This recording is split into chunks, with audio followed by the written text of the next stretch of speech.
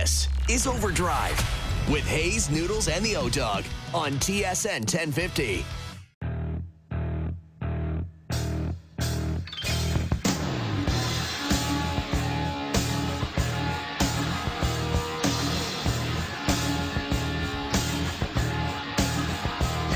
All right, here we go. OverDrive, off and running. TSN 1050 on the TSN app, your home smart speaker, up on TSN 4, up on YouTube Live. Brian Hayes and Keegan Matheson in here on a Monday afternoon. How are we doing, Keegan? Doing well.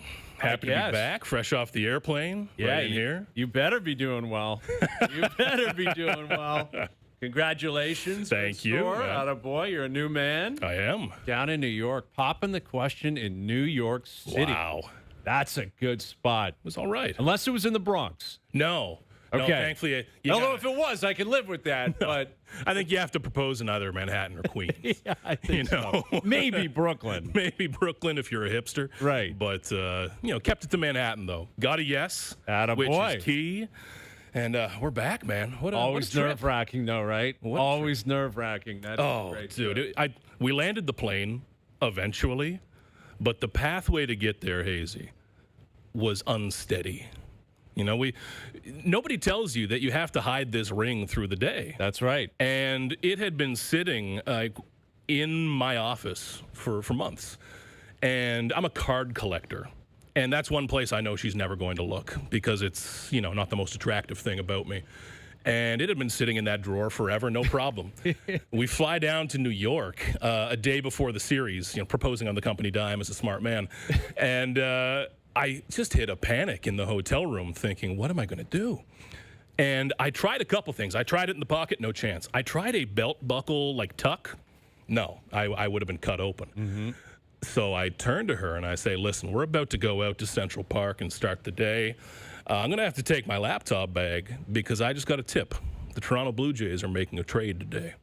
The trade deadline's weeks ago. Long time ago. She doesn't like baseball, which among the many great things. It'd be great if she's high up. Old school and she's like, I refuse to accept this, absolutely, this hardcore trade deadline. Yeah. She wants the waivers. The non-waiver. Yeah, she would love that back in the day. So thankfully she had not become a baseball fan in the last few months. She knows baseball just as something that always gets in the way of our life. Yeah, sure. And I'm always muttering about, the Blue Jays are about to, and I go off on my way. So I take my laptop bag, which is probably more of a satchel situation. It's a heavy leather thing. It's 35 degrees in New York. And anyone who watches this program or SportsCenter knows that it doesn't take much to get me glistening either. I'm drenched. We take the first pass at Central Park, and this is where I learned, Hazy, that I should have set up a more concrete playbook. I was hoping to create offense with my legs and just find a place along the way. Right. I didn't want to do the big set play. I should have. We kind of walk around Central Park, and I learned quickly that there's people in there, And I didn't want someone to be in the background hooting and hollering. So we're walking and walking and walking, and I'm drenched. And got gun-shy on the first pass through. It's noon. I say, Happens to all of us. Let's hit a nearby Irish pub. Yeah. And as we're there, I say, I'd love to go back to Central Park. Let's give it another go. And this is when it really started to go off the rails. Central Park, for those who have not been the south section of it, lots of long, large rock structures that you climb up on, picnics on, take Instagram pictures on. We're getting up on one of these, and I should actually text Kerwin behind the glass a couple of photos for evidence as we talk here. We're getting up on one of these, and I'm like a captain on a ship. I'm watching my starboard and my port, and I've got no one coming on other side. And I think we're about to be able to pull this off. And suddenly I start looking around. And the squirrels that had been approaching us with curiosity now had hatred in their hearts. We were getting there was a formation around us of several squirrels, and it became very clear that we were on their rock. They were coordinated in their action. They were threatening, and we had to get moving. I had my moment blown by squirrels. You're kidding. Seriously. No way. They were getting a few feet closer than you and I are. Yeah, that's uncomfortable. And it wasn't cute anymore. It actually looked like I was going to get jumped on. And these are New York City squirrels. Exactly. These aren't country kind of take it easy squirrels. They were very threatening. Yeah, they would be. We keep moving. We find another spot, and I think I've nailed it again, Hazy. I think I've got the spot. Strike three. No one's around. And this woman walks up with a damn tripod. She sets up 15 feet away from us, and she's clearly filming a TikTok. Not a TikTok where you do a dance, which I might even consider normal, but one of these god-awful things where she sets up a camera and she's walking past it. Oh, Later on, she'd be cutting this into a video saying, and then I got a matcha and walked through Central Park. It was a beautiful day. Terrible. She took 40 takes. Yeah. It's the closest I've ever come to screaming at a person in public, which would not have been a good look on this day. Take after take. She'd adjust the bag. She'd adjust the hair. And at this point, my girlfriend knows something is up. Right, because she's thinking, why are we not moving? I don't like to be outside. Yeah, what are we doing here? You don't want to be in New York. It's Central Park right now. And I'm now. trying to stretch this thing, saying, you know what? This is just such a great place. And over again, she's asking me questions such as, what is wrong with you? Why are you this sweaty? And for me to get that question, it's bad. Yeah. We finally pop back to Irish bar number 2. Monsoon. Flash flood warning in the city of New York. We run back to the hotel. Our bags are ripping open. And I say, you know what? It's not going to get any better from here. Hotel. Landed the plane. Landed the line, I think, at the very end. After, I've never been so dehydrated in my life. After a full day of getting bullied out by TikTokers and squirrels and circumstance. Yeah. It was just It worked out, though, in the end. It worked. That's the way it's supposed to be. Eventually. Every guy that's done it, I've been there. We got engaged in Amsterdam, which was even more complicated because it's a different language and I'm in a different part of the world. I don't know what the hell's going on. Yeah. You have plans. There's no plan. No. There's no. You know, you're like, we're going to try to figure this out. You don't know what the hell's going on. You're overthinking everything. Yeah. Because you start thinking, well, she's got to know what's going on. Exactly. And I think the majority of the time my wife didn't have a clue what was going on. Like, I completely threw her off. But you overthink it. But in the end, once it lands, you're like, oh, thank God I should have done that earlier. Yeah, exactly. In hindsight, she could not believe how strange I was being. Right, of course. Yeah. Oh, yeah. If there was a camera on you or any guy in the history of the world, you'd be like, what the hell do you think you're doing? Like, you're not being a normal human being right now. And I was making the mistake of live updating one of my best buddies the whole time because I needed someone to know. Little feedback on what's going on. And I'm sending him pictures. I'm saying, dude, you wouldn't believe it. They're squirrels. Like, they're looking at me in a way that's not normal right now. He's saying, Keegan, you're having a mental breakdown at this moment. And I probably was. You know, medically speaking, I was probably in the middle of a 6-hour panic attack. Yeah. But, man, oh, man. Then you land the plane. Way better. Oh, it's incredible. Then you can call everyone, FaceTime everyone, let everybody know. Everyone's so excited. Everyone's so excited. Must have been a slow news day. Like, I was getting news requests. Can we do a story on your proposal? Oh, it's phenomenal. Et cetera. Phenomenal. And since then, I mean, if she gets a nice shiny thing, shouldn't I? 100%. The number of treats I have allowed myself to have since then. I mean, my goodness, it was an irresponsible weekend. You know what I like about proposals, and I'd like to believe this will continue into the future, although I am a little bit concerned about where we are with technology and AI and our society in general, especially for younger people. You know, technology and stuff. Exactly. It is a lot like the analogy. It's obviously much more substantial, but to actually going up and asking the girl originally, can I have your number, or sparking a conversation. You know, I don't know how much of that's happening anymore. I'd like to believe it's still out there, but I know there's a lot of swiping and a lot of connecting online. That's all right. Go ahead, do your thing. No, I'm not against that. Love is in the air once you connect. But if you're going to propose, you actually have to man up and do it. You do. You can't send a text. No. You know what I mean? So it's like it's the last thing in the world, or one of the last things that you actually have to do yourself. Yeah. You got to man up. You got to go. You got to buy the ring. You got to have the courage to be like, "This is what I'm doing," and you got to plan it out, and you got to do it, and you got to step up. And I'm proud of you. You need to have a little confidence. Even I'm when proud you of you because you got to step up and do it. Hi, I'm here for the the ring. Yeah. You know, it tests you, but finally did it. Finally stepped up. It's Everyone's good to happy, see it. And you're a new man in New York. Man. And the Jays, well, they got one win over the weekend that you had to cover. Yeah. Something. Like, I think all in all, you look at their last 13 games, 8-5, very successful run out of a very difficult stretch. Right? They went 5-2 on the homestand against the Sox and the Yankees, and then they go 3-3 on this trip. Pretty good. 30 games left. 10 3-game series. in my mind, I'm sure you have a number in mind. I think it's 20 wins. I think they need 20 and 10. Like that's where I think it. I think they got to get to 84 wins. That doesn't mean you're going to go you're not going to win 10 straight series. That's not going to happen, which means you're going to have a sweep or two in there. They do have the fortune of playing some teams below them in the standings, but Kansas City's playing the best baseball they've played all year. Yep. So what have they won, 8 or 9 in a row? You got Kansas City twice in the next 2 weeks. You do play the Rangers, you do play the Tigers, you do play the Mariners, you do play Cleveland. You know, all these teams that are kind of stuck together here chasing that third wild card spot. But for me, the math, now it has been simplified. You got through a very difficult stretch. I think they need 20 wins. It may get to a point where if it's the Jays or one of these other teams, you're going to have to win like 5 or 6 in a row down the stretch to win. We've seen that in years past. Jays have been in that position, right? Where even last year, they weren't chasing a playoff spot, but they were chasing the division. They had to do really well to just hold off the Yankees. Remember that last final weekend? Day? Yeah, it's like you got to win today. Like if you want to win the series or win the division, you got to win this series, and you got to win on that final day of the season. So that is where my math is at. I know you've been mapping out plans in New York and where your life is going, but the next 34 days? Yeah. For me, I don't know if you agree or disagree. Would you go over or under that number for them to feel good about making the playoffs? Nothing guaranteed. Over, under 20 wins in their final 30 games. It's a very good line. I almost want to go over. Yeah. Because I hate moving the goalposts for this team.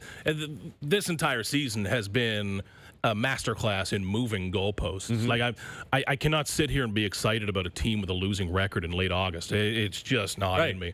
I cannot BS people and pretend I'm excited about this team when they're under 500. And I know it's relative to the wild card, but everything still needs to be rooted in a complete disappointment for what this season has been. And if you make it in and stumble in, you still got to do something at this point. And the schedule, like you mentioned with the Royals, who they'll face twice, winning 8 in a row, they're a great example of the dangerous type of team you run into, because they're going to be playing 2 types of team. One of them are still competing for the wild card. They're going to be trying. Other teams like the A's, the Royals, they're out of it, but they're going to run out young guys you've never seen before who will throw 6 innings of shutout ball because you have no idea what they look like. They're going to be taking the extra base, stealing, playing all out, playing loose, screw it baseball. And that's very dangerous because you don't know how to plan for it. It is not like playing the Yankees for the 12th time where you know what their moves are and you know what Aaron Boone's going to do. It's chaotic. And you're up against so many teams at this point, and the Blue Jays just continue to fall a foot short of inspiring me at any points, because we keep getting back to this point of, I feel like every week when I'm in here, Hazy, we're talking like, well, was that enough? Kinda. Yeah. It's enough to keep us talking Like about they're keeping them. up with the race. That's it. But they're not taking over anything. Yeah, and I'm not expecting, like 20 and 10 is great baseball. Like regardless of who you're playing against, that is a remarkable record over the course of a 30-game stretch. I'm not sitting here predicting that that's going to happen. What I'm saying is, and I guess I'm pointing out what most people understand, it's mandatory to do it. Like 84 wins is the bare minimum for a third wild card spot. I won't let a losing record in the play. I'll stand on the field. You can't have and not it. let the game start. And someone is going to get over 500 in this pathetic race. You have to. It is the third wild card One spot. team will get hot. Someone's going to do it, and that's where. And you look at the Jays. You know, you look at the rotation, and this series is a perfect example of that. They're going to go Scherzer tomorrow night, likely an opener at some point in the next 3 games. I don't know if it's possible to get a sweep when you're walking into a series like that, thinking that way. That like there's a very good chance every other series is going to have a combination of Scherzer and like Braden Fisher, starting a game for you, or trying to get through an opener / a bullpen game when your bullpen is the most taxed of any in Major League Baseball. It's just asking so much. So, it's holding our breath for some remarkable heater. It's not likely. The 8-5 stretch that they're currently on, again, this is just simply, and they've actually had a better stretch if you add in the previous 10, 12, 15, 20 games. But yeah, I mean, they're in a scenario where they're not going to pitch you to death. They're not going to hit you to death. They have a roster that on paper is very uninspiring. And at times, if you leave for a week like I do, you might be like, sorry, what's going on here? Oh, okay, Daz Cameron's playing every day now. All right. This is what we're doing now. They're not a hot streak team either. Like I don't think they're capable of that. Hot streak team. You got to score runs. Yeah. To be a hot streak team, and no one does that worse than the Blue Jays. Yeah. You're not going to win 10 games in a row. It's 2 out of 3, baby. That's what you can ask for. 2 out of 3 with a couple of sweeps to allow you some breathing room. Is that reasonable? Probably not. But is it out of the realm of possibility? Also, probably not. So I think they just keep plugging along. And, you look at who is hot right now. Alejandro Kirk has a 12-game hit streak. That dude's back. He is back. And that is very, very significant because I think he doesn't have the marketability of Vladdy, but what he is proving, in my opinion, is he's just as valuable to this team. Like he's not going to play every single day. He's certainly not going to catch every day, but he can give you a bat almost every single day. And his capability of hitting for power at times, just being a really tough out, a really reliable battery mate to whoever's on the mound for him is just remarkable value. And they signed Vladdy to the deal that they signed him to, and, there's a lot of time for him to still determine what that's going to look like and feel like. This year clearly is not the year anyone was waiting for or looking for. But they also signed Kirk just prior to last year, I believe it was. And that one kind of was under the radar. Yeah. And it was like 5 years, $65 million or something like that. One hell of a deal. It's an unbelievable contract. Elite value for a guy where you don't need to pay for his age 40 season. Yeah. Like you do with most of these guys. You're taking him into his early 30s. And I can't say enough about Kirk, man. Part of my job at its core, the reason for me being there, not just aggregating off the TV, is to get a feel for who's valuable and who's more valuable than their numbers. And I don't mean that in a way where I can explain why someone's metrics make them 1%, so I sound smart, all that crap. That bores me. But I mean really getting a feel from the players and the coaches who means more to this team and to the function of the team than their numbers might suggest. And that's Alejandro Kirk all day, every day. I've always said about him, however valuable you think he is, double it. At least double it. What he brings behind the plate is one thing, but just his persona as a serious baseball player. And that's one of the highest compliments I can give someone. You are a serious baseball player, and that upholds a certain standard, and everyone around you feels like they need to exist to that standard. That's Alejandro Kirk, man, because I don't want that guy to be disappointed in me. I don't want to have to, if you make Alejandro Kirk say 5 words in a row to you, you have screwed up, my man. And I think that is so important to this team, and his power is back now. When you break a bone in your hand, your thumb, your finger, power goes away for a few months. It's back now, and he is their most important hitter at this point. Yeah, he is. And for my money, the most important player this year. Again, I'm not going to make some massive proclamation on what the next 4 or 5 years will look like. It better be Vladdy. 5 years from now, I think we better look back and say over the course of 5 years, Vladdy supplied them more value. Again, contracts are not always about production. It is about marketability. It is about leverage. It is about timing. It is about the market. Again, when they were negotiating with Kirk, no one was even talking about that. No, it wasn't sexy. It wasn't something people were wondering what's going to happen with Alejandro Kirk. Vladdy was a daily conversation. How do you lose him? If you lose him, how do you replace him? What's this going to mean for the reputation of ownership? So, Vladdy got paid what he got paid, and from a marketing standpoint, blows everyone else on the team out the water. But in terms of pure value, and if you're putting a baseball team together for a game tonight, Kirk is just as valuable. And right now he's more valuable because he's actually performing better. He's well on his way to being the best catcher in Blue Jays history. Yeah. When you look at peak performance, you look at Russell Martin and some of his great years. When you look at counting stats and longevity, you look at Ernie Witt when he was here through so much of the 80s and counted up all those numbers. But the combination of great seasons, elite defensive metrics, which we now have better info on, it's going to be Alejandro Kirk. If he plays out this contract healthy, we're talking about the greatest catcher in Blue Jays history, man. Yeah. That's significant. Yeah. Pat Borders won the World Series MVP. They've had some. They've had some pretty good catchers over the course of their history. And, Kirk is more than just pulling his weight right now. Like you said, the power is back, which means the hand is back. And that was so early in the season before anyone had any read on what was coming, right? They swept their first series.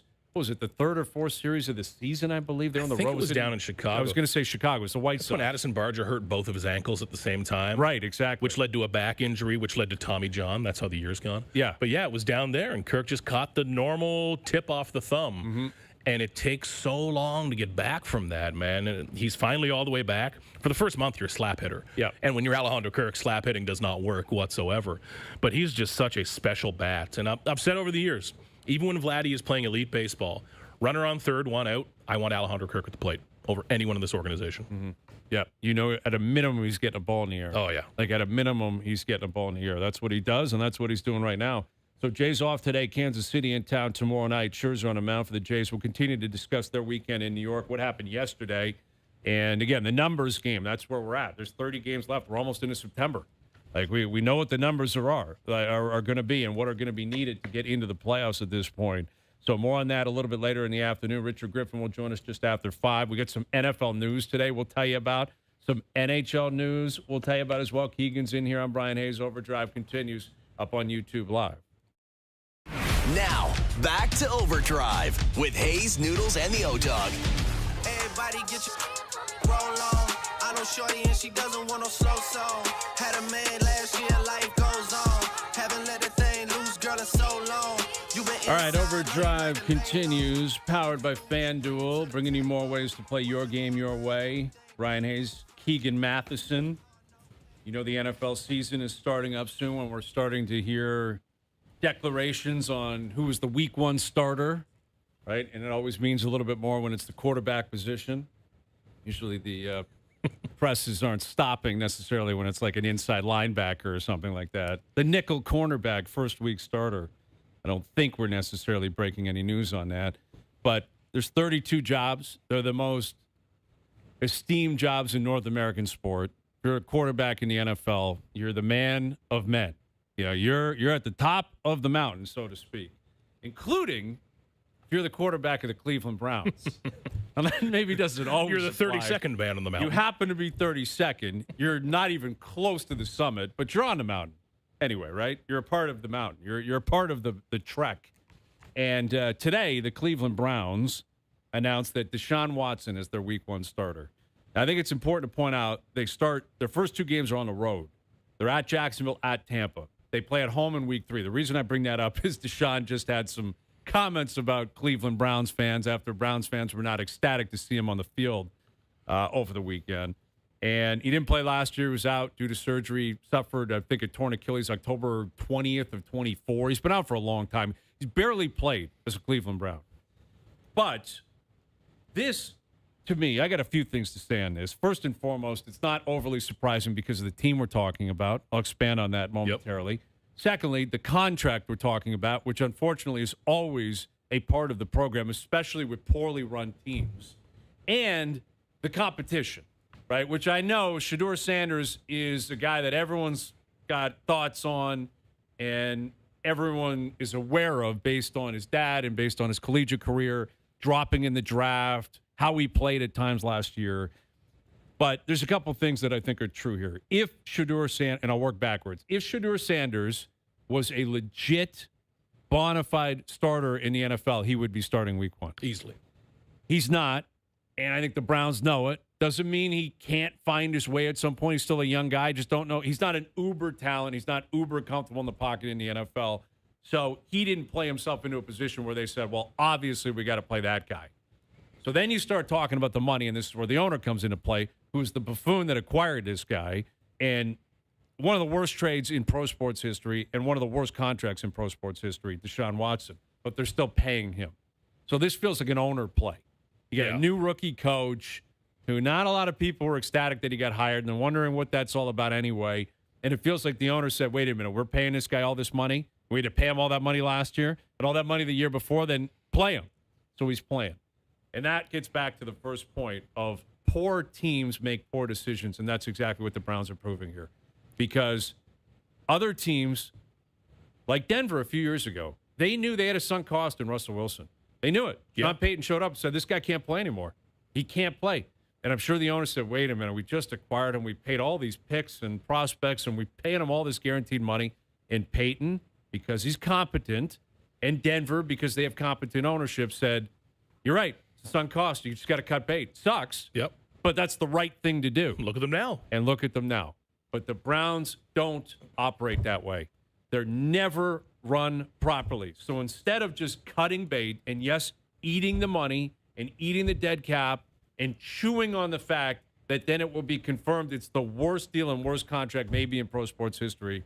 They're going to double, triple, quadruple down on this because they're the Cleveland Browns. It's the most Cleveland Brownsy decision ever, and I'm not at all surprised. And nobody should be. No. Anyone that's been paying attention, no one should be surprised. Everything about the organization stinks, and everything they touch starts to stink. Yeah. You can barely even get out of this one because the Russell Wilson example is such a good one because it was jarring at the time, that amount of dead cap money. But if you bring in a rookie quarterback afterwards and mentally just tell yourself Bo Nix is making $40 million, it's a lot easier at this point. If you had something in Shador, great. Dylan Gabriel as a third-round pick was a complete waste and another misfire by the Browns. They have got Taylon Green, who ran for 1 million yards at Arkansas, and he'll play in their next preseason game. He's fun, but is he an NFLer? I don't know. Deshaun Watson has not been good in 6 years. And if he's surprised that he's getting booed by Cleveland fans, you can go down the list. He sucks. He's getting paid too much. There were allegations of misconduct from 20-plus women at that time. Everyone that's booing has a reason. Most of them probably have 5 of them. If you were to cut Deshaun Watson this year, I think the dead cap number is like $88 million. Oh, it's outrageous. It's insane this year. But at a certain point, you have to stop living in this reality. And, like, they don't even have that young, exciting quarterback. Like, the bar is not high. Like, I'm talking like the Rams with Stetson Bennett, the Falcons with Jack Strand, who some people are excited. Like, just like a 7th-rounder who excites people. It's not there. Well, and on top of it, Myles Garrett isn't even there anymore. Oh, and this is where you start to sympathize, and I always have for Browns fans, and I'm sure they're sick hearing that because no one wants to hear people pity your fandom. Yeah. It's the worst. But you can't help but do it because at a minimum what you had as a Browns fan is you understood whenever the ball got punted in the air, you could get excited because when the other team had the ball, you actually had a chance to produce something. You actually had a chance to maybe create a turnover or a sack of significance that was going to lead to some sort of momentum turning your way. And they don't even have that anymore because Myles Garrett and the Browns finally concluded this just can't continue anymore. Like, I got to go somewhere else. And he made the right choice. And even him, and he's stuck around forever. He continued to be loyal to them. And it was obviously a great pick. It was your first overall pick. It was a brilliant play. And he's an all-time great defensive talent. He's an unbelievable player that somehow kept them in so many games. And at a minimum, you could say, okay, with him and a competent defense, maybe you can win 7 or 8 games. Yeah. And maybe the line is, or the margin is thin enough where a couple things break your way and you get to 9 or 10 and you make the playoffs. It's gone. And there's no way Deshaun Watson's going to wake up and be a good player. You just said he hasn't played at a Pro Bowl level in 6 years. And he looks terrible. Like, we can look at the stats. When you watch the preseason games and the clips from camp, he looks like a god-awful football player. Yes. Like, it's abysmal. Yeah. He looks to us who are, not football scouts, casuals by that definition. You can tell he's terrible at this sport at this point. And I feel so bad for Browns fans because everything else is there. Like, they drafted the 2 receivers in Concepcion and Denzel Boston, who's like a big hype guy in camp. You have Harold Fannin, who's a great young tight end. Quinshon Judkins at the running back. Like, you got all your guys there. It's all there. And they do not need the next coming of Andrew Luck or Aaron Rodgers to walk into the building. They just need, like, the 20th best quarterback that's right. in the league. They need boring to walk into the building. And they've tried that with, like, the Joe Flacco stuff over the years and trying to find a veteran. But finding a quarterback, man, they make it look hard. It's not. When you suck, draft one. If you're smart like the Packers, draft one a year before you suck. Yeah. Go out and give a guy money, but just don't give one of the biggest idiots in the league what I think is the worst contract in pro sports. Has to be. In a league that never gives fully guarantees, they gave the first and only. Baffling. Yeah, absolutely. In a position where they had, like, no leverage. Now, if you'll recall, he was talking to Atlanta, who dodged a massive bullet. Yeah. I want to say maybe Tampa. There was a couple of other teams he was talking to or was visiting with. And then at the last second, and I think the whole time, Deshaun's like, I'm not going to Cleveland unless they give me a fully guaranteed contract. And they ended up doing that. So they actually lost the leverage Cleveland did that really no other team was willing to accept because Houston and Deshaun had none because he had demanded out. He hadn't been playing, and he had all this scandal hanging over him. It should have been a grand slam where, listen, we'll acquire you. We'll give you something, give you a little bit of guaranteed money, and we'll give you a platform to get your career back on path. And they screwed it up. He has screwed it up, and it's a complete disaster. And it's not going to go well. And by all accounts, this upcoming draft has the potential to be loaded with quarterbacks. Yeah, it's a gold mine. Now, they're likely going to be bad enough where they're in the hunt anyway. But why not just bite the bullet? That's what I'm saying. I get it. That much dead weight is tough. But just bite it, take it, be awful this year, and send a message to your fans like, we're done with that. We screwed up. We understand we screwed up. New era here. We're going to basically tank. We're not going to admit that publicly. But we're chasing one of these high-end guys. Be awful in a serious way. In a way that is not planned. Serious. This you is know, not. like It's the not Cardinals serious. are going to be awful this year. They might go 2-15, but they're going to do it in a serious way. You know, they're going to play Carson Beck and Gardner Minshew and whatever. It'll suck. You'll have Jeremiah Love as something to like. They're going to suck, but it will be ethical. You know, what the Browns are doing on dozens of levels is just unethical football, financially, spiritually, emotionally. It's just an unethical organization right now. And man, even when I think of is Arch Manning going to walk through those doors, does that stench get on him, man? I don't know. With the Manning's history, I don't see Arch accepting. No, I think they're more Browns. powerful than the Browns. Yeah, and he'd have to have a great season. You know, Arch had a really good stretch run last year. It didn't start very well. We all remember how hyped that game was at Ohio State week 1, and he really underperformed, and he struggled at times. But if he has a great season with the name, with the marketability, I can't imagine he wouldn't go first overall, certainly top 5. But I don't picture The old Eli playbook. I don't see them accepting Cleveland. So with that in mind, we'll get into more of this with Dave Naylor coming up in just over half an hour, as well as what's going on in the CFL, because I guess you could be a Red Blacks fan, right? You could be a Browns fan or you could be a Red Blacks fan, and it's ugly in Ottawa right now.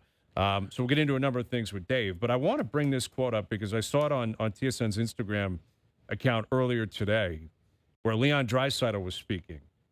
And I'm fascinated by how these star players for the Oilers have gone out of their way to talk up Mike Babcock in a way unlike I can recall any players ever. I don't remember a relationship like this that somehow has already been established before they've even stepped foot in town, let alone started camp, let alone started the preseason, let alone started the regular season. But Leon Draisaitl, I guess, was at, I'm not sure where he was actually, but was it the Bayern Munich thing? I think it was the Bayern Munich reveal. Okay. There's something going on with the NHL and Bayern Munich. I think they're playing games this season in Germany. And Leon said, quote, "We're looking to be coached. We're looking to get better and sometimes deserve to be yelled at too, just like anyone else does. I don't think Babs is going to care overly much who we are in terms of that," end quote. So very similar to what McDavid has said before. Hyman's spoken on him. Now, Hyman has experience with him, and Babcock adores Zach Hyman. And they have a much closer connection because of Babcock's son, Hyman's brother, the Brantford Bulldogs. There's a whole different thing going on there with Hyman. But McDavid and Draisaitl are the needle movers in that market, clearly. They're the best player in the world and arguably the second best player in the world. And they have spent the whole summer talking about how they need Babcock to be mean to them, or they expect it and they want it. And I don't recall ever experiencing anything like this. And it calls into question what the hell Knobloch was doing, the previous coach. Like, was he asking them to come out for beers after the game? Were they bro hugging at the rink every day? Like, what was Knobloch doing that would necessitate this type of outlandish public reaction of please come and get us, Babcock. Please come lay a beating on us to force us to greatness or to drive us in a direction of greatness. Where, again, Knobloch got them to back-to-back Cup finals, and last year they made the playoffs. And, yeah, they lost in the first round, but they didn't perform very well. And Draisaitl was injured, and McDavid was banged up. I mean, you've covered baseball. You've watched sports your whole life. It's a very strange PR campaign, I guess, in defense of Babcock, but also advocating for him to lose his mind. And are they going to reveal that to the world? Like, it almost feels like that's what they're going to have to do to follow through on all this. Like, they're going to get blown out Game 7, and McDavid and Draisaitl are going to come out to the media and say, hey, guys, just so you know, Babcock absolutely kicked our ass in the background. We loved it. And we were so happy because Knobloch would have bought us pizza and beers and just started a kumbaya chant. There's like what was going on back new there? dad syndrome. Yeah. You know, where I think this is about Knobloch more than it's about Babcock, really. Like, is he really excited for Mike Babcock to come into the room and go up one side of him? I don't know. But my read on this is that, I mean, Draisaitl and McDavid, here's my hottest hockey take of the century, are not the problem in Edmonton. When I read a quote like this from a player, I read it as being about the rest of the roster. Is the bottom half of your roster not taking this seriously enough? Do you think they need to be disciplined more, kept in line more? And did the last guy in Knobloch do that? Doesn't sound like it. Because in any sport we can think of, like even the hyper-aggressive sports in the NFL, like we do hear a lot about, hey, is this guy just a babysitter coach to come in and lighten the mood? We never really hear about, hell yeah, this guy's going to come in and lose his mind on me. Yeah. So that feels like Draisaitl's way and McDavid's way of kind of sort of in a twisted road saying other guys on this team have needed this, and this is a safe way for me to maybe say it. Right. And if that is the case, and now we're getting deep into psychology here, they may be advocating for that via themselves, so to speak. So, like, hey, if you're going to, like, you got to stay on those guys, but in order to really make it land, you got to give it to us. But in order for them to feel like that's the case, then they need to be admitting here that they are flawed players, which is kind of remarkable to hear. You know, like everyone understands there's generally two lanes in any sport. It's good cop or bad cop. You know, that's generally the way it goes. And it's like political parties. They just swing both ways. You know, it's like, all right, we're going liberals for this long, then we'll go conservatives. Republicans for a while, then the Democrats. It's the same thing in every other sport. Good guy coach, player-friendly coach, hard-ass coach. You know, they're going back and forth. And I get it. They're swinging back the other way. But it you know, to me, it leaves a bad taste in my mouth, like suggesting that it was Knobloch's problem. Like, unless they want to be more honest about exactly what they're driving at was the problem with his coaching last year. And I'm not saying it was perfect, but the previous 2 years, they were in a Cup final. Like, they were in Game 7 and Game 6 of the Cup final. I'm pretty sure Knobloch did a pretty good job to help them get there. So why did it swing so far the other direction? And why are they being so publicly honest about that clearly being what they think is the issue?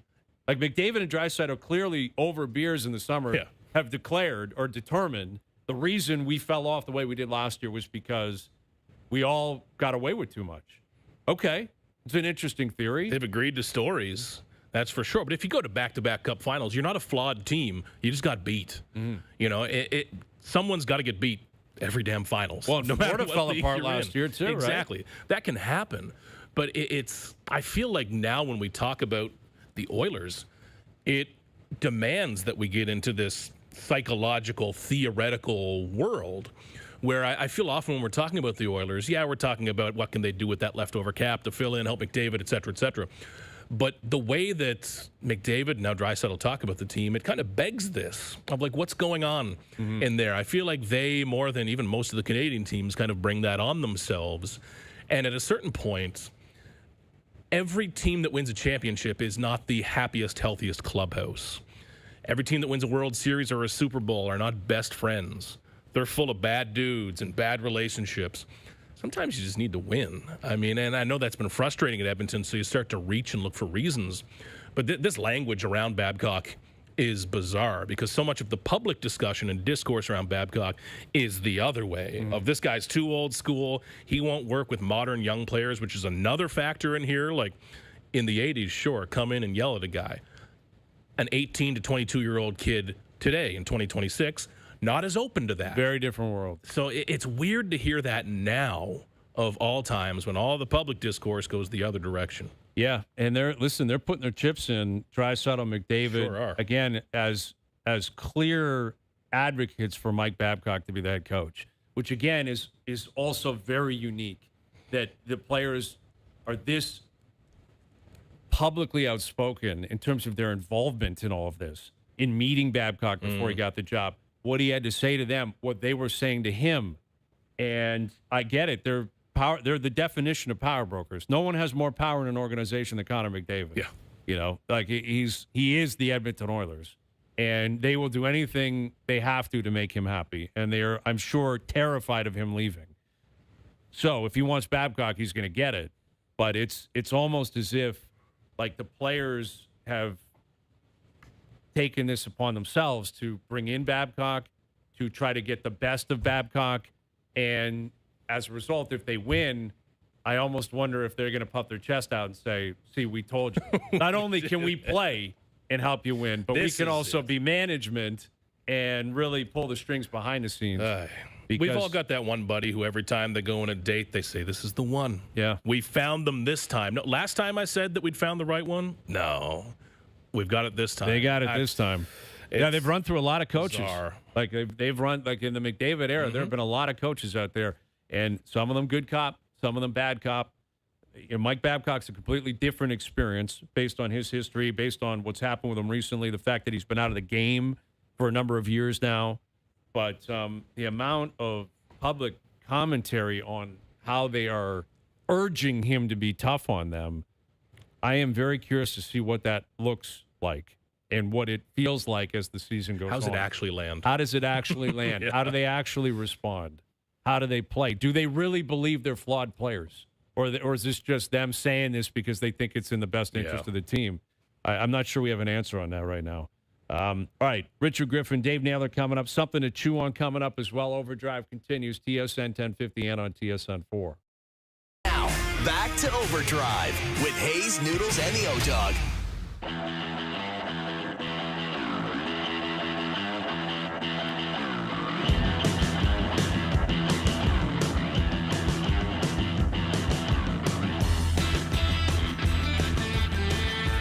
Something to chew on, brought to you by Boston Pizza, Canada's favorite sports bar. Enjoy $15 lunch at BP, where you get an entree, a side, and a drink, and you'll get it all in 20 minutes or less. A fast lunch doesn't have to be fast food. See you for a $15 fast lunch at your local Boston Pizza. So we are weeks away from TSN starting the voting for the top 50 list that we do every year here at TSN, and we reveal it. We usually go 50 to 41, and then 40 down to 31, and blah, blah, blah, blah, blah. Everyone agrees with it every year, too. Every year, everyone is in complete agreement. There's always consensus on all of this. And in the end, you get to McDavid at number one. And that's been the case for 10 years or something. And I cannot imagine that's going to change this year, nor do I think it should. But we're not alone. Unfortunately, TSN doesn't have exclusivity over these lists. So the NHL Network has been revealing their top 20 rankings for each position recently. And I guess over the weekend, they came out with their top 20 centers in the NHL. And not surprisingly, Connor McDavid is at number one. Nathan McKinnon at number two. Macklin Celebrini at three. I would agree with that, but I can understand why there would be pushback. Draisaitl at four. Barkov at five. Eichel at six. Crosby 7. Austin Matthews at number 8. So Matthews at number 8 on the NHL Network ranking, and we've been asking, something to chew on online. Is that too high? Is that too low? Or is that just right? And I'm going to answer that as just right, with a caveat that this is the make or break season for him being anywhere close to a list like this, because he has not been the 8th best center in the NHL the last 2 years. The accumulation of the last 2 years, he has not been. Nick Suzuki's been better. Mark Scheifele was much better than him last year. I'm not a huge Jack Hughes guy because I just think he gets hurt too much. He's a very talented guy, but I'll take Matthews over him all day.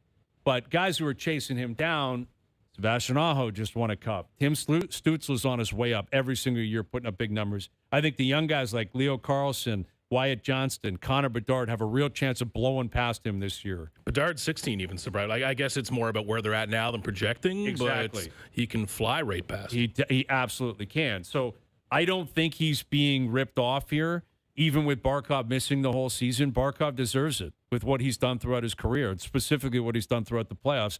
Sidney Crosby, I keep waiting for Sid to take a step back. It doesn't happen. Like Sid, every single year is a more than a point a game guy that drives play, that is still defensively sound, and that has winning habits, that literally drags a team that had no right to be in the playoffs to the playoffs, like he did last year. So Austin, I think it's still appropriate based on reputation, based on history, and based on what we know he's capable of doing. I'll put him at 8. A sliver ahead of Suzuki. A sliver. But would I be shocked if Suzuki outperforms him this year? No, I wouldn't be. No. It's a reputation ranking. It's a reputation ranking, and this is as high as you get still with the reputation. That's it. You're lucky you're still where you're at. Crosby stays productive. You know, He's got those big old Nova Scotian upper legs, and he's just never going to stop. Right? Yeah. But with Matthews, this is the year where I'm curious. Do you have a second gasp of air, second prime here for a few years? It has to start this year. Like we see in Sidney Crosby how gracefully a player can age despite their top-end speed and agility and some other things dropping off a little bit. When you play with strength and you control the puck, can Austin Matthews stay healthy, number one?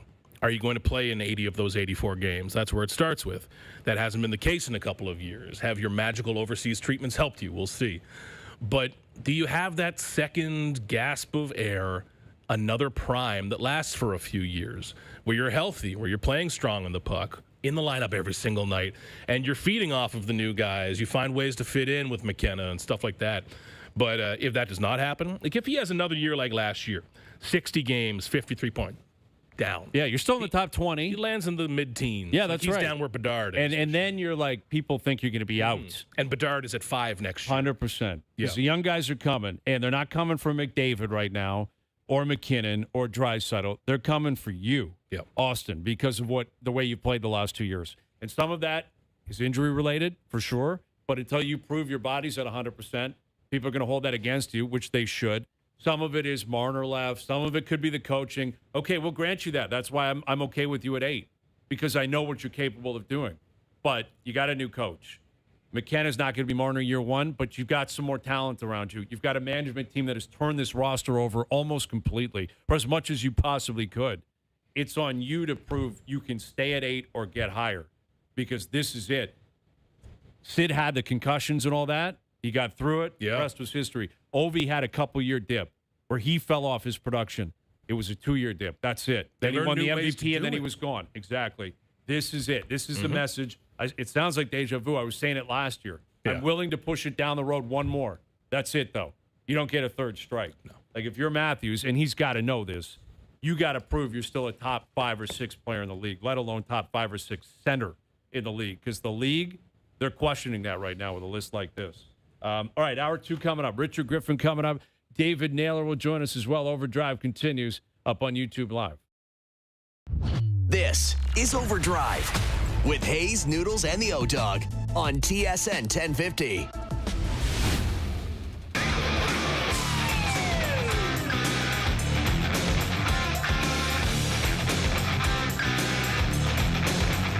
Hour 2 OverDrive continues, powered by FanDuel. Brian Hayes, Keegan Matheson in here. Jay's off today, back down at the Rogers Center tomorrow night. I was there on Friday night. Ed Sheeran was in town. Ooh. Very exciting stuff. Yeah, I went to see Ed. And I was there with my wife, my 2 kids, their first concert experience, which we got through, which was big. Not bad. All the way to the end, which was amazing. And it was nice to see a musician kind of blow a gasket a little bit, because he's a one-man band, which is remarkable. Like, it's called the Loop Tours. Yeah, I was going to ask if he still does that thing where he builds his own. He's got no one else out there with him. Like, he called out a band at one point, like a Celtic band, who I guess he was playing Galway Girl with him and a couple of other songs, and they were in town, and he had them out for a few songs. But other than that, it's just him. And he had the center stage, which was like probably on second base, and then the main stage, which was out in the outfield. And he would have this kind of bridge that would make its way out to the main stage when he had to be there, and then it would retract, and then it would, go back. And the thing broke, like when he couldn't get off. He had to climb a ladder to get up to the main stage after his first song. Stranded. He's stranded up there, and the bridge is hanging over people because it's not retracting properly. And you could tell he's rattled. Like, and he's still going. Wow. But after songs, it's the first time I've seen him live, but my understanding is he talks all the time, which he did later on in the concert. He's talking constantly, not like politically or anything like that, just telling stories and background stuff. It all kind of weaves in, and you're kind of like, hey, the guy deserves a break. He's a one-man band out there. But he wasn't talking the first few songs because he was yelling at someone in the background, like, what the hell's going on with this bridge? Oh, man. And I'm like, this is where you need John Schneider to be on standby to get in there and Light the guy up. And I was thinking that. I'm like, where's Schneids? Like, get John Schneider out there. He might have been at the concert. That could be like an ad or like an SNL sketch of something. You can call in John Schneider just to light someone up. Right. Like, I get it. You're in New York. You're playing the Yankees. But come on. We need you up here. Got some business. Yeah, at least on FaceTime. You can walk down the clubhouse. A little Ed Sheeran concert. Yeah, it was good. He puts on a Do you have a favorite concert you've been to? All-time favorite concert. Well, I've noticed, like, this week they were promoting, I think they might have played on CBC over the weekend, the 10-year anniversary of the Tragically Hip's final concert in Kingston. I went to see them their first night at Scotiabank when they were playing. I think they played 3 nights. Okay. Their last Toronto.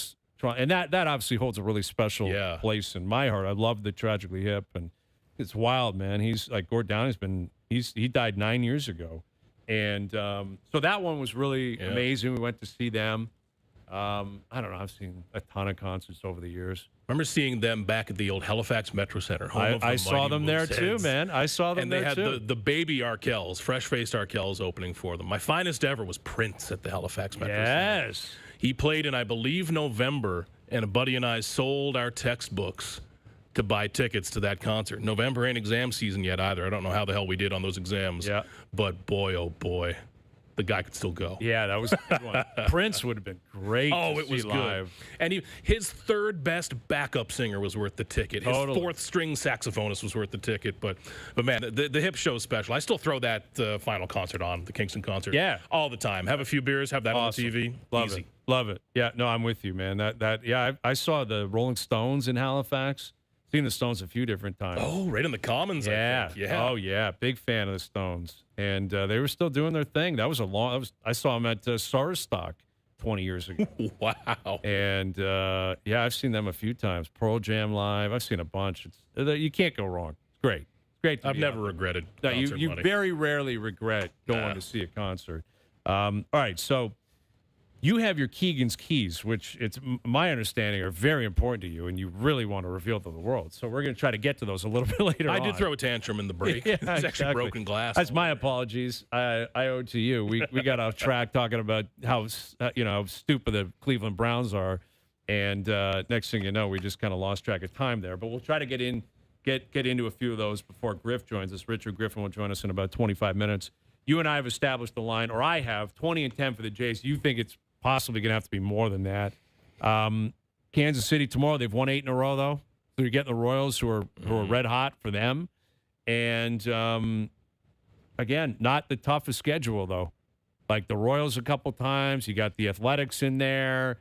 You've got Cincinnati at the end of the season who are there. Okay, but, yeah, it's I'd still like to propose that we allow an NL team to take the third wild card spot. Yeah? Just out kind of like the CFL playoffs? Just to honor it. Yeah. Like if you need a crossover, like that crossover one, you got to actually earn it. Let someone cross over. Unless there's a 500+ team, let them cross over. I like that idea. We got a new CBA. Why can't CBA time? That's something that can be negotiated. Let's fire up the laptop here. Robert Manfred. Yeah. But you know what? One of these Bobby teams. Mann's that. But like these teams we've been repeating for weeks. I mean, the Astros are leading the AL West, and they fired their GM today. Yeah. Mutually parted ways, but let's not fool ourselves. You look at the Guardians, Rangers, Jays, Twins, Orioles, Mariners, who I still fear. One of those teams is going to be actually hot. Not just 12-9, but actually hot over this next while. And, man, if it ain't you, you'll get left in the dust really quick. There's going to be one team that pops. And I think in particular that last week, I think we're looking at, possibly a 1987 scenario on our hands. Ooh. Like we're talking some team wins 6-7 in a row in the final week and another team chokes. Hopefully the shoe is on the other foot if you're a Blue Jay fan. But I think that is likely what's going to happen. We're going to get to the final week. There's going to be like 4 or 5 teams within a couple of games. Wouldn't surprise me at all. And it's like, can anyone win 6 in a row here? And if you can, I guess you're going to the playoffs. Yeah, like who wants it? Yeah, exactly. Like, go now, who is good enough to take it? Yeah. That's the difference. I agree with you who wants it, but if you're not good enough, it doesn't matter what you want, and I'm not sure any of them are. We're 130 games into the season. Please. Yeah, please. So Jays, Kansas City tomorrow. Dave Naylor coming up here in just a moment. We're talking about the Browns announcing Deshaun Watson as their Week 1 starter. And as I said last hour, I think it's important to point out that they start on the road the first 2 weeks because Deshaun and the Browns fans are not exactly on the best footing right now. They're not exactly getting along. Watson had to come out and apologize for some of the things. Always a good way to start the season. Always great on the day you get announced as the starter that you're trying to, basically mea culpa with the fans. But to get into that, among other things, we're joined now by our TSN football analyst and reporter Dave Naylor, who I called David Naylor last hour. I've never done that, Dave. Wow. I've never called you David Naylor in my life, but I did last hour. You and my mom are the only people who would call me David. But although, you know what? When I was at the Globe and Mail, they made me be David. I've never been David. I've always been Dave my whole life. But the Globe and Mail was like, nope, you are David Naylor, which I'm surprised they didn't give made you like it a even middle kind of more initial at the confusing. Globe. Yeah. What's that? Surprised they didn't give you David a W. middle Naylor. initial. Exactly. Yes. Just exactly. to really class it up. Yeah. No, there was no negotiating on that. I was David. And then I sort of did a thing for a while where I had like two personas. In broadcast, I was Dave. On print, I was David. It just kind of worked out that way. Is that like a policy, like a New York Times thing where everyone's Mr. and Mrs. in the New York Times? Like overly pretentious, I believe so. Even though no one needs it? Yeah, I believe so. But it making it even more confusing was that when I was at the Globe, the president of the University of Toronto was also a David Naylor. And so every time I would go into the Globe's data system and try to search for one of my stories, they would get gummed up by all these U of T stories, right? So, okay. Well, I'm glad to have you just as Dave. I like it. That's good. Yeah, no. At TSN, I have always been Dave, or thanks to certain personalities, the Nail Gun. But yeah, which I like Dave. too. Okay, we'll stick to Dave for the first little while. We'll see if we can squeeze in a Nail Gun here. We were talking about the Browns. I made a connection to the Browns and the Red Blacks, which is a worse situation right now. The Cleveland Browns or the Ottawa Red Blacks? Oh boy, that is like. I'm going to go with the Browns because one of the puzzling things about the Red Blacks, and they are awful, right? They've lost 10 straight games. And if you go back to last season, it's 16 in a row, which is the record for the modern era of the Canadian Football League. You have to go back into the 20s or something, to find, when you pass the Shreveport Pirates for a futility streak, you're on to something. Trouble. The Pirates had lost 14 in a row. The Red Blacks are at 16. But Farhan Lalji and I were talking about this morning just on the phone. It's like if you sort of take Ottawa's moves that they made in isolation, there's nothing that's wacko crazy. Like, it's not like they drove this team into the ditch. It's just a lot of moves that on the surface seemed logical, didn't pan out, whether it was free agents, whether it was drafts, whether it was quarterback choices, all those kinds of things. Whereas the Browns, it always feels like it's self-inflicted. Like it's not the best move on the day they make it. It's not the most logical thing you could do. Trading for Deshaun Watson and handing him a $230 million guaranteed contract. I don't know anybody the day they did that said, well, that's a good move. And here we are 4 years later. And look, I watched that Bills-Browns preseason game because I was watching it from the Bills' perspective. I mean, he's 5 of 12 for 36 yards and a pick against the 2s and 3s of the Bills and some 4s. Like, are you kidding me? Like, he looked like he was just done. And so I was just shocked when they came out. And then you have the post-game comments. It never, ever works when you take on the fans. Like, who's the last NFL quarterback to try and take on the fans? It was like Rex Grossman in Chicago or something, right? Like, it just, when you're standing at the podium taking a run at the fans, you are offside. It doesn't matter if you're right. You can't do it. And, you may remember Deshaun Watson, I think, was booed off the field when he had that season-ending injury in 24. And that was where Jameis Winston, held a scrum and, was really outraged. Yeah, your teammates can be outraged on behalf of you. And that probably is, below the belt when a guy's injured. But the whole history of Deshaun Watson, and that it makes no sense on many levels, including the fact that they almost have to release this guy by the third day of the NFL the way their calendar resets. I think March 1st is the start of the NFL year. They basically have to release him next year. So at the very, if he plays terribly, okay, but if he plays well, he's not your future. It just doesn't make any sense unless this is just one big tankathon, which maybe it is. Dave, sticking on the Browns, we've been loving the Browns today. This is great, and I'm digging it. But they have another story that naturally, because it's Cleveland, has some people upset. But this is about a low roster guy people have never heard of, Daquan Wright. He is the tight end who they've waived, and he looks like the first NFL tryout guy or NFL camp guy who's going to go back to the NCAA, back to LSU. And he has a deal there. There's clearly some NIL money. I struggle to be upset with the guy himself because get your money, take care of your family. I don't know that situation. But where do you stand on how this is starting to work? Because I'd imagine there's going to be a lot more of these guys the next few weeks.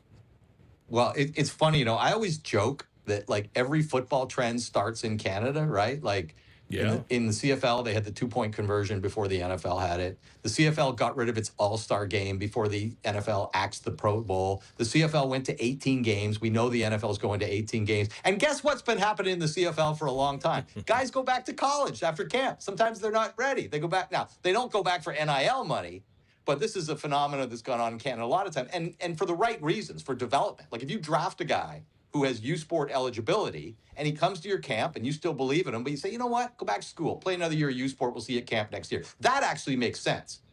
And so I don't hate the development aspect of this, that if a guy is on the bubble, and he might benefit from another season of college football, even though he declared for the draft. I mean, there have been guys that declare for the draft, come to an NFL camp, and get cut. Like, those guys should be able to go back to college. Just because you declared for the draft, you were never an NFL player of any meaningfulness. So in this case, yeah, it's bizarre. I think it's good. I don't think it's bad for the NFL. I think it's bad for college football necessarily, just in terms of having guys floating between the professional ranks and the NFL. But it just, like you said, it just makes sense that this is a Cleveland Browns story. Yeah, it does, but I think this is the tip of the iceberg. Someone had to do it first. Oh, yeah. And it feels like this because the amount of money that's available at college, we know there have been guys who have not declared for the draft, even though maybe they knew they were going to get drafted pretty high, who said, screw it, I'm staying in school. I'm going to make more money. Brian, look at the number of underclassmen that declare for the NFL draft compared to 5-6 years ago. Like, whenever that number came out in the last couple of years, I remember looking and going, that's got to be wrong. Because it just, and I looked at it, it wasn't wrong. Because, no, you've got lots of guys that are doing that. No question at all. And that aspect, I think, has been good. Well, from that standpoint, exactly. Like, stay in the NCAA longer. That's no problem. But the idea of going back and forth, now it's effectively free agency players. You don't have to sit out anymore. And I'm torn on that because I always felt like the previous rules were overly punitive to a player who would say, well, I don't love this program anymore. I'm not fitting in. I want to go somewhere else. Well, you got to sit out for a year. But the coach that recruited you can literally quit and go the next door the next day after you signed your papers. So there's got to be a middle ground there. But it's just completely lost itself, including the regional aspect of college football, where you've got teams, you got UCLA in the Big Ten. You got LA is playing in Nebraska, is in Michigan in November. It's absurd.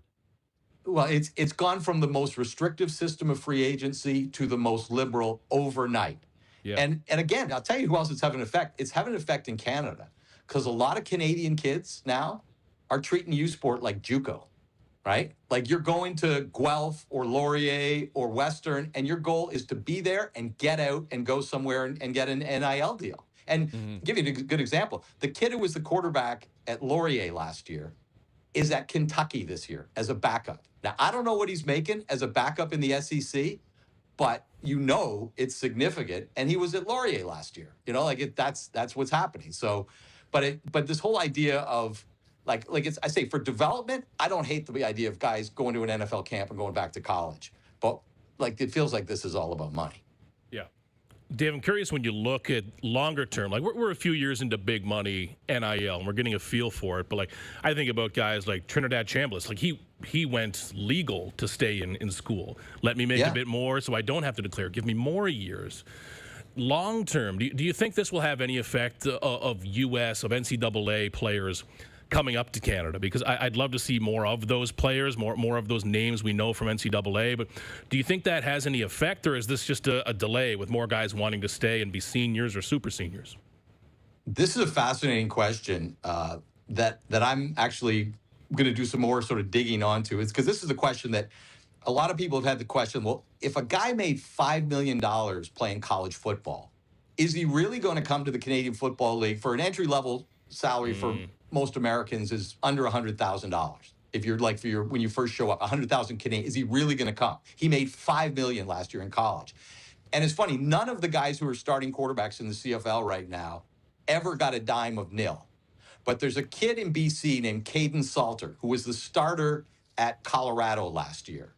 And he's the backup to Nathan Rourke. He's the kid who started and won that game at BC. He rushed 10 times for 160 yards. It was the greatest rushing performance for a first-time starting quarterback in CFL history. So Farhan went over and talked to him and said, hey, you were a big nil money guy, and you're here in the CFL. And it's funny because there's another, the flip side is because he made that money, you hand that money to your investment guy and say, put this money to work for me. I'm going to go chase my dream and play football in Canada.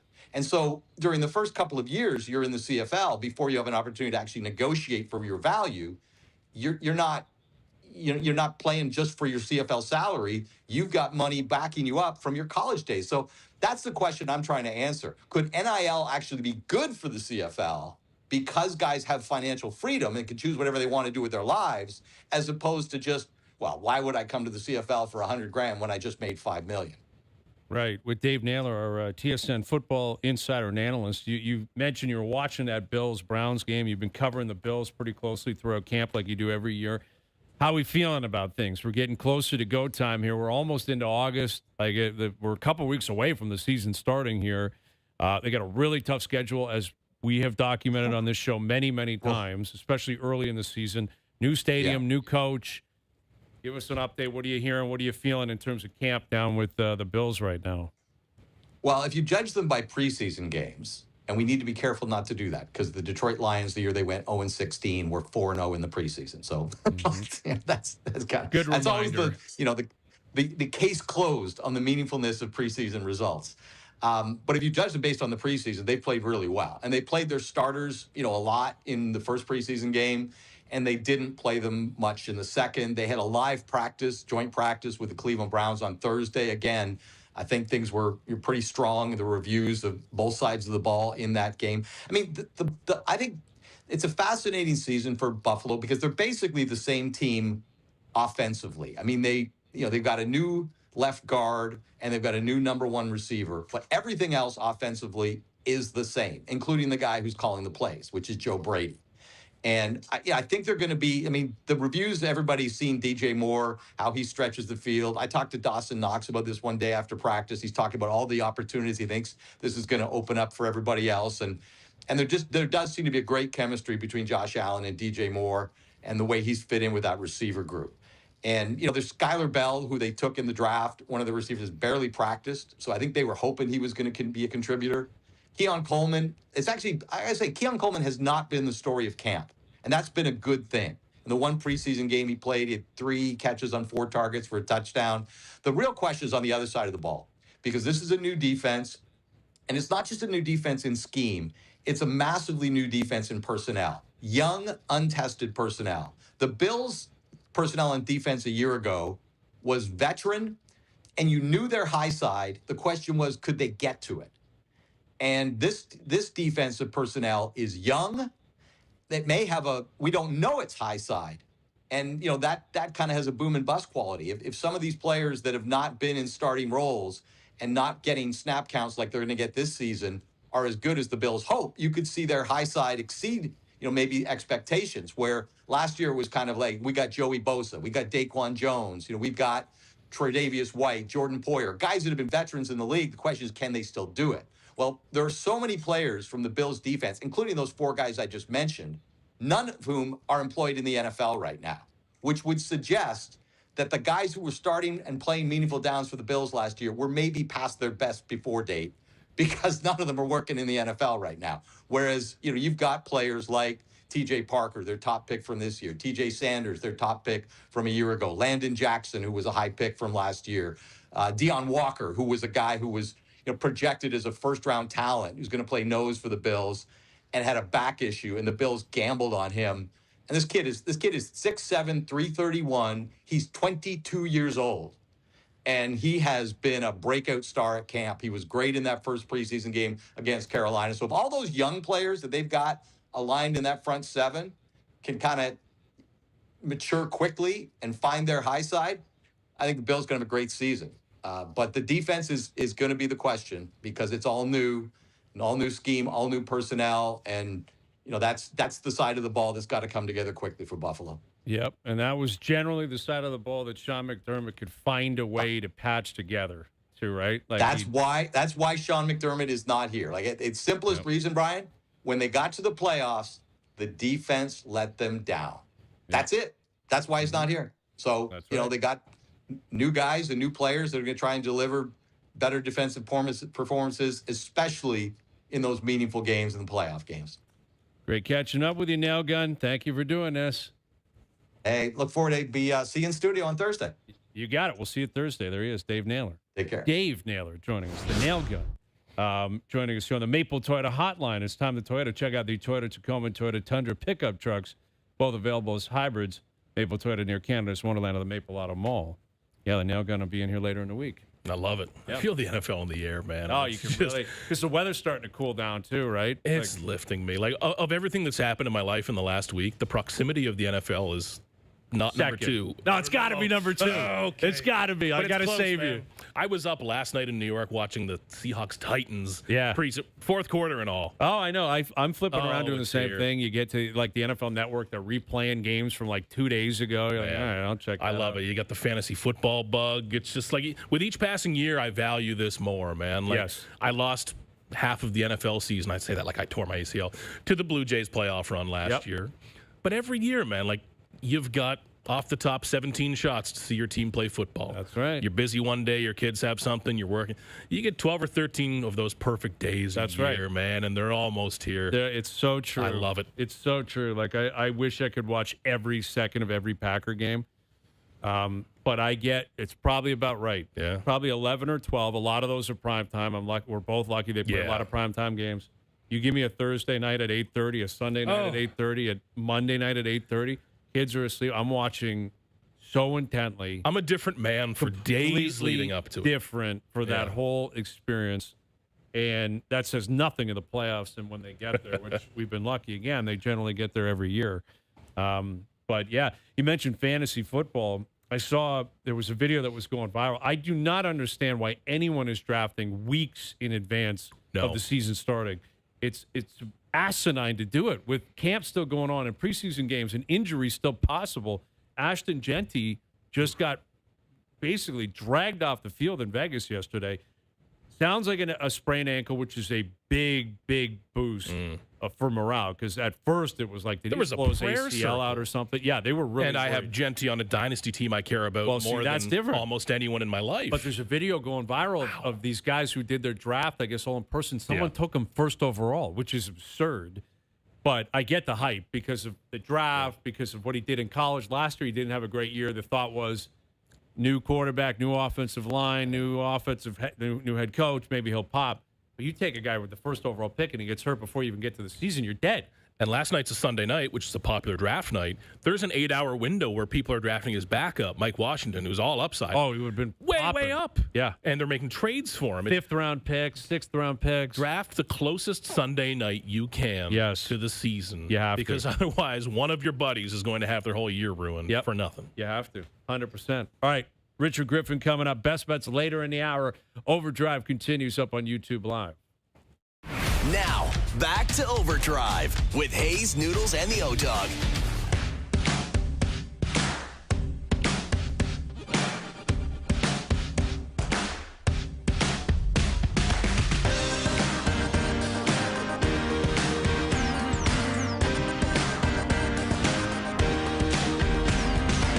All right, best bets coming up later in the hour. Richard Griffin will join us here in a moment.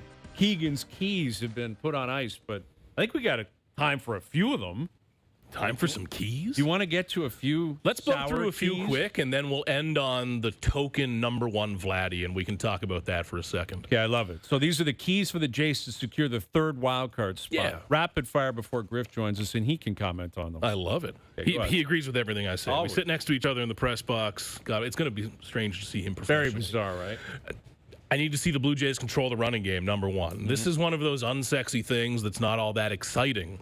The Blue Jays have allowed more stolen bases than any team in Major League Baseball. Dylan Cease has allowed more stolen bases than any pitcher. And you can see why. He's got that smooth rocking chair delivery, and I think it's beautiful. It's a gorgeous delivery. But there's lots of time to steal against that. Compare that to Trey Savage, who's allowed 3 stolen bases. That's just wham, bam, clank, boom, throw. You can't time it up.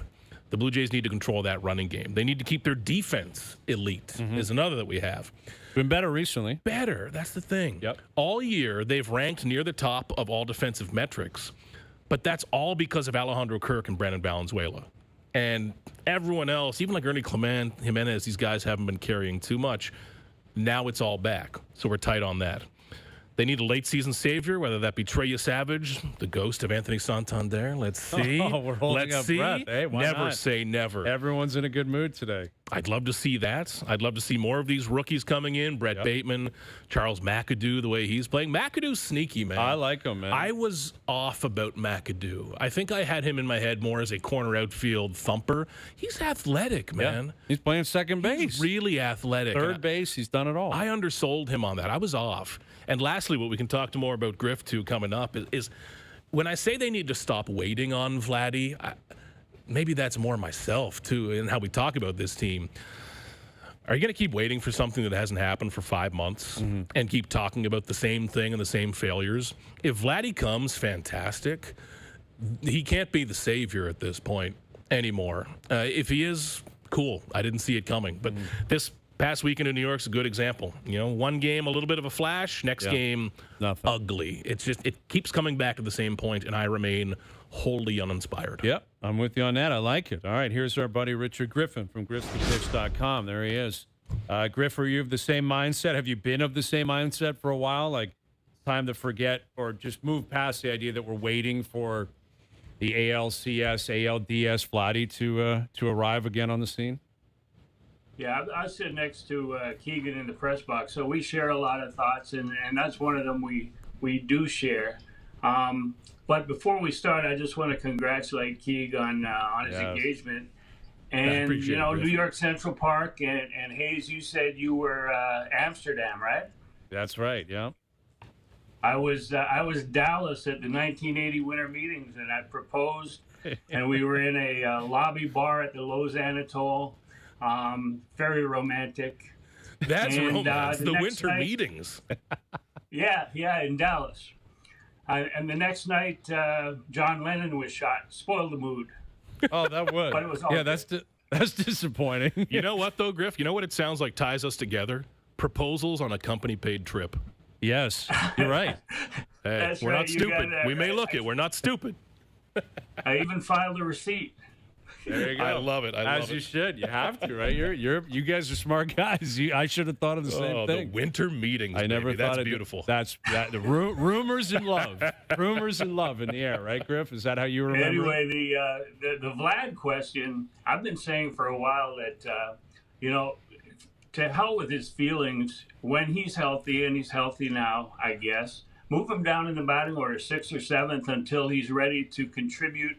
It's only 1 fewer at bat maximum per game, so you're not really saying that he can't play anymore. But you need the top of the order. When he was on the IL with the concussion, the top of the order was contributing. They were doing things. They were causing some action, and he's not a part of that. He's a good defender, a great defender, and we've seen that. They need him in the lineup. I'm not saying to bench him, but I also believe that he's been hurt a little bit, maybe wrist, and that saps some of his power. And I forgive him for that for 1 year. I mean, when somebody has a great year, you don't say, oh, this is the way it's going to be for the rest of his career. So when someone has a down year, you don't think the opposite.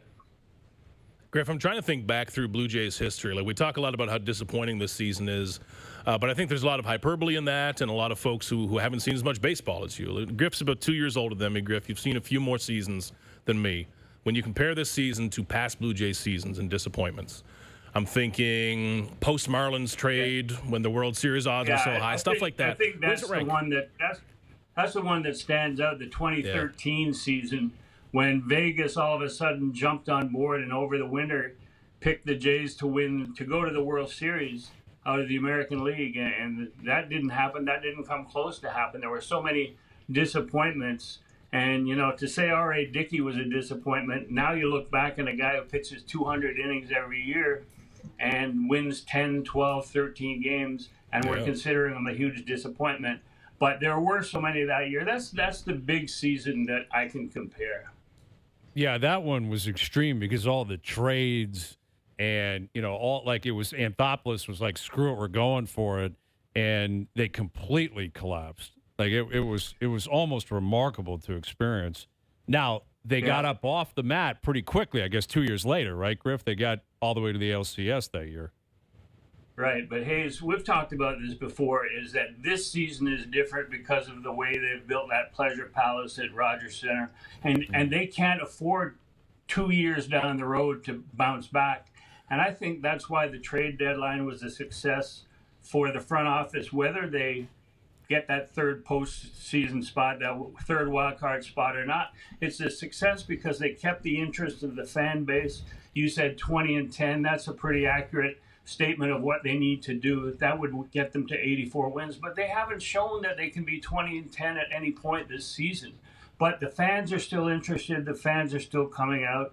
And they also have built a starting rotation for next year. And since December 1st seems to be a lockdown date for baseball, they can go into that December 1st work stoppage and say, hey, fans, we've got our rotation. We're seeing if guys can come back from injury that were hurt on the offensive side of the ball. And when we come back, we'll be ready to rumble. So I think it's been a success, that August 3rd trade deadline.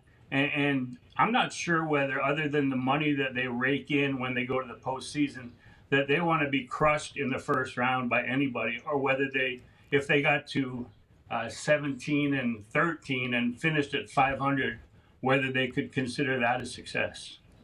Well, part of that trade deadline was the acquisition of Jose Soriano. And, you mentioned the fans and how involved they still are and how kind of reactionary they still are. Yesterday, of course, John Schneider was on the firing line with Soriano going out there in the sixth and, loads the bases, and the rest is history. It's such a taxed bullpen. They do have an off day today. Keegs, you can jump in on this too. Yeah. I mean, did you have issue with that? Did you see him running out of gas, and you're going to make the change anyway to even give him the ball in that situation? Because Schneider was taking a ton of heat after the game. Yeah, it kind of captured where they're at right now, because Fluharty leads the league with 69 appearances. Fisher is fourth with 64, and they've both been great. I think Mason Fluharty is really underrated by people. And they've both been so good and so trustworthy this year, but they're thrown into some other guy's mess for their 70th appearance of the season. I didn't love the spot for them, but I'm at a point where I don't know who's available, who's hurt, who's sore. It's such a mess that's kind of of their own making, but it's a mess at this point. What do you think, Griff? Well, I agree. I think that we've both agreed that the bullpen is going to be the Achilles heel down the stretch. I mean, because they've been overworked. They got four guys with 59 plus appearances, and they got Spencer Miles, who's never pitched more than 14 in the third pro innings. He's reached 80 now. And managing the Niagara Ironbacks in the collegiate league this summer, I realized that you can lay out the best plan for your pitching staff for any given game, and as soon as the weakest link comes apart on that chain, then you're in trouble. And I see that with John Schneider all the time. He knows that his staff is overworked, his relievers are overworked, but what can he do about it? I had a guy in a game that we needed to reach the playoffs. His car broke down in North Tonawanda, New York, and he didn't get to the start. So, these are behind-the-scenes problems. I'm sure John doesn't have that problem. But there are so many issues in terms of pitching and trying to get it to work, trying to get through 162 games, and knowing that there's 30 more to come. And to me, the 30 against teams under 500 doesn't mean a thing, because they're all competitive with the Blue Jays for that spot. There's 81 more games intramural among those 7 teams. So there's going to be winners every night that there's losers. It's going to be a very difficult task for the Blue Jays moving forward, and I don't like their chances. Griff, part of me is still stuck on you referring to the Dome as the pleasure palace earlier. I've struggled to move past it, and I love it. You know, there's reason that after most games I come home from the sensory dungeon there, and just you need to drink a beer in the pitch black. But, you know, as I try to move on, Griff, when we look at, you're saying down the stretch here, the Blue Jays and their shots, which you're having trouble believing in, and I see exactly why.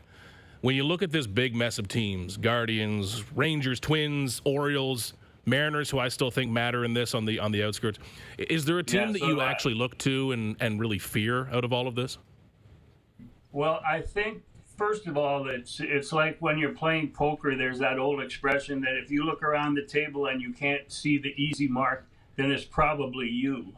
and the Jays are in that situation because they don't have that World Series mystique. People talk about it on TV. They say, well, you know, people fear the Blue Jays because they were in the World Series a year ago. But they only have 670 innings by pitchers that are currently on the roster. They got Max Scherzer needing 10 innings, and every 10 innings after that, he gets $1 million.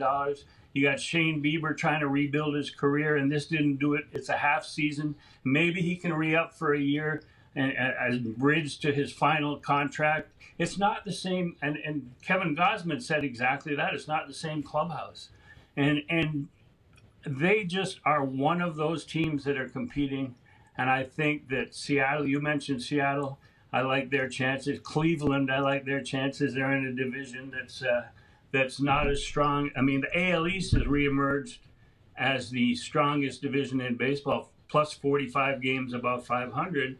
And thankfully, the Blue Jays, other than the Orioles, only have 6 games in the AL East. So, I mean, they have an advantage there. But I think that Seattle, adding Cade Anderson, who's the number 1 pitching prospect in all of baseball, I think that they have a chance to move up quickly.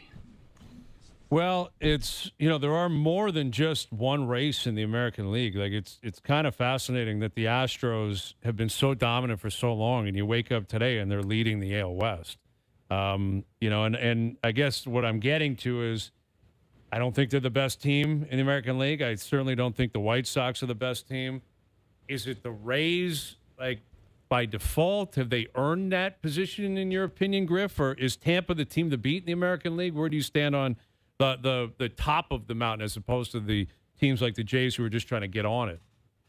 Yeah, I think that the obvious choice is Tampa at this point. We've seen New York kick the ball around. They haven't changed much since last October.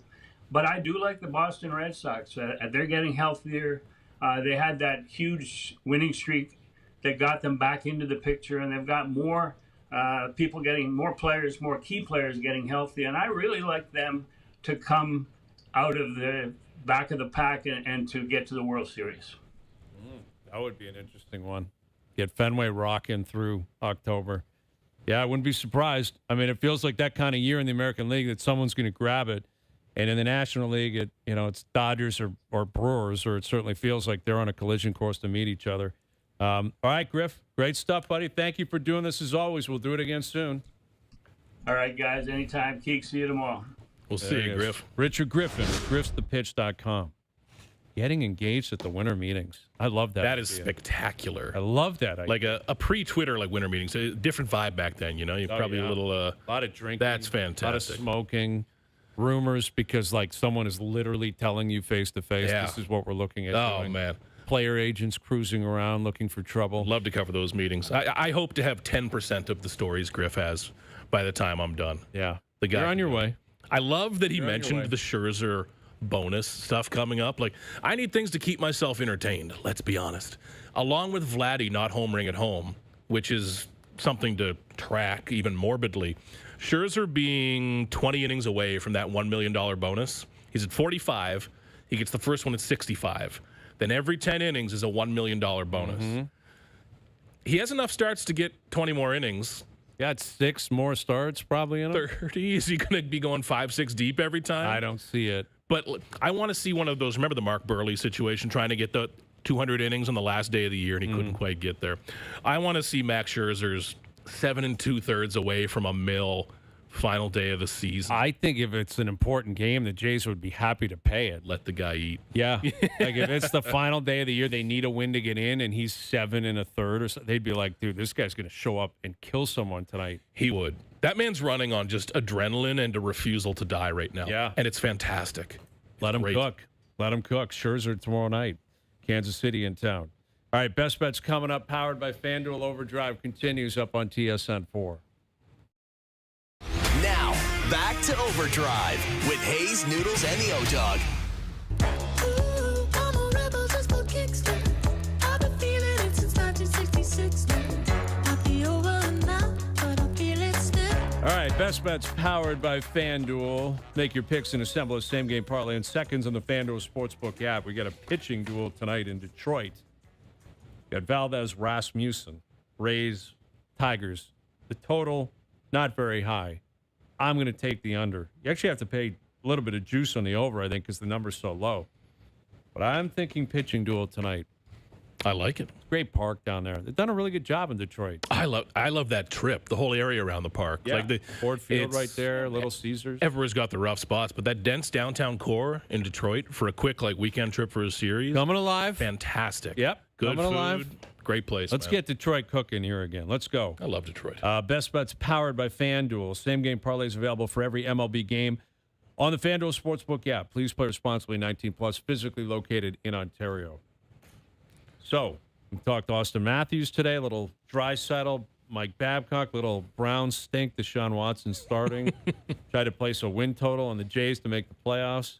Keegan being chased by squirrels and TikTokers in Central Park. Griff getting engaged at the winter meetings in Dallas. That is spectacular. Got a lot of information kind of pouring out the last couple I think if hours. we went much deeper on media member proposals, we'd find some real dark areas. Yeah. You know? Oh, there's got to be some great ones. Yeah. Yeah, I mean, the three of us, that's got to, I wonder what the odds would be on 3 guys living in Toronto. I guess Griff was probably living in Montreal at that point, but not getting engaged in their hometown. Yeah. Like, what are the analytics on an engagement in your hometown? Over under 50%. I don't know. Like I'd guess over 50%. I thought about doing it in Nova Scotia to root it in a better place. Yeah. Is But, your fiance from Nova Scotia? No, as well? she's from here, which in spite of, she's still okay. But Yeah. Yeah. Okay, she doesn't hold that against you, obviously. No. Okay. Well, yeah, I mean, that's... The winter meetings, man, I can picture those are always, and I assume always have been, in big conference hotels. Always. And like if you've never stayed in a true conference hotel, they are otherworldly. There are rooms bigger than towns in these places, and that's where these meetings always are. So I'm just picturing the pattern of the carpet that Griff would have proposed on. 100%. Just spectacular. There's always a fountain in the lobby that doesn't really look like it's being taken care of. And oh, man, that's a beautiful. lot of people pouring through from all over the world. Variety of languages being spoken. It's a crazy scene. But that's Griff. And the great lobby love bar. was in the air. What a beauty. Love was in the air in Dallas that night. Which I guess we know the date because if it was the next day, John Lennon shot, I think it's Central Park West, I believe. There we go. So there you go. All right. Good stuff. Well, Keegs, when do we see you next? You're coming in here. Back next Monday. Next Monday. Once you're back more. in here. Beautiful. That's going to be great. And, we're a couple weeks away. 2 weeks today, the O-Dog and Noodles are back in here. The I can feel them in here kids are already. going back to school. Chills up my spine. It's a long summer, man. It's a long summer. Like, kids are usually going back to school a week today. It's that extra random, once every 7 years, you get an extra week. And it is You're sick a of them. long week. You can't say it. I'll say it. You're sick of them. You're thinking, get out of my long house. week, man. My kid, like, they've done a lot of camps. Camps They've been are over. great, but no more camps. Like, they're available. We gotta just didn't sign tolerate them them. up. So we got 2 more weeks to be like, what are we doing here? Where are we going during the day? What's the plan? That's tough. Right? Mom and Dad, we got to work. What are we doing? Where are we going? So, 2 more weeks until school officially is back in routine. Great seeing you, Keegan. Congratulations once again. Thank you. To you and the missus. Thanks to everyone behind the scenes for helping out. We appreciate it. Everyone for tuning in today. TV, radio, podcast, web, up on YouTube Live. Streaming soon up on Crave. We're out of here. Enjoy your evenings. Enjoy the games tonight. We're back tomorrow at 4 p.m. We'll chat then.